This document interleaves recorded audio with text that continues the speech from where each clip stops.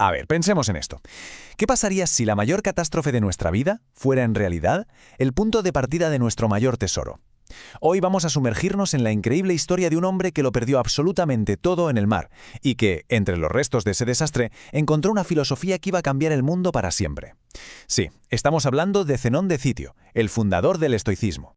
Esta frase es para pararse a pensar. Resume una paradoja increíble. ¿Cómo es posible que un desastre, la pérdida de toda una fortuna, pueda considerarse un buen viaje? Pues esta idea, justo esta, es el corazón de la historia de Zenón y de todo el pensamiento estoico. Para entenderla, tenemos que irnos al principio de todo. Y todo, como decía, comienza con un desastre en toda regla. Zenón era un mercader fenicio muy próspero. Su negocio era el valiosísimo tinte púrpura, una fortuna en aquella época. Su vida, pues, era eso, el comercio, los barcos, la riqueza, hasta que un día, claro, todo cambió de la noche a la mañana. Intentemos imaginar la escena. Un barco cargado con el trabajo de toda una vida que se va a pique por un temporal. Zenón llega a la costa de Atenas sin nada. Un náufrago en el sentido literal y también en el financiero. La mayoría de nosotros seguramente nos hubiéramos hundido en la desesperación, pero Zenón hizo algo completamente distinto. Resulta que entró en una librería y se puso a leer sobre Sócrates. Quedó tan fascinado que le preguntó al librero: «Oye, ¿dónde puedo encontrar a hombres como este?». Y el librero, qué casualidad, señaló un tipo que pasaba justo por allí, Crates el cínico. Y justo ese momento, fue el instante en que el mercader Zenón murió y nació el filósofo Zenón. Después de estudiar con Crates y con otros filósofos, Zenón no se conformó. Empezó a construir su propio sistema, su propia forma de entender el mundo. Una que fuera práctica, que fuera lógica y que sobre todo ofreciera una especie de fortaleza interior contra los naufragios de la vida, ya fueran reales o metafóricos.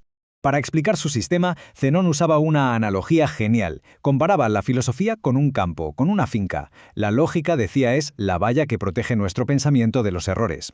La física es la tierra y los árboles, o sea, el estudio de cómo funciona la naturaleza.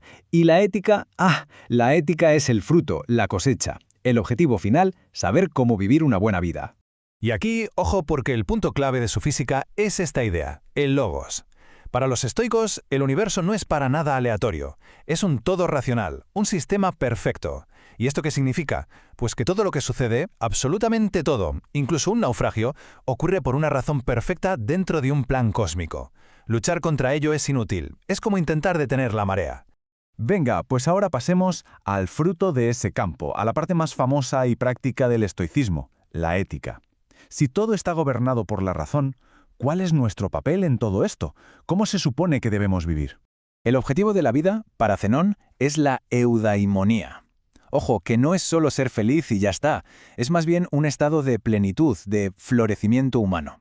Y se consigue viviendo de acuerdo con nuestra propia naturaleza como seres racionales, o sea, en sintonía con la razón del universo, con ese logos del que hablábamos. Y aquí es donde Zenón de verdad lo pone todo patas arriba. Dividió todo en la vida en 3 categorías, solo 3. Lo único que es verdaderamente bueno es la virtud, es decir, nuestro carácter, ser sabio, justo, valiente. Lo único malo es el vicio, lo contrario. Y todo lo demás, la salud o la enfermedad, el dinero, la pobreza, la fama, es indiferente.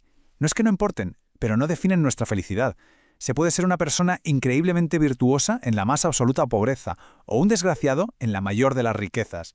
Pero Zenón no se quedaba solo en el desarrollo personal. En su primera obra, La República, se atrevió a imaginar cómo sería una sociedad entera basada en estos principios racionales. Y sus ideas eran increíblemente radicales para su época.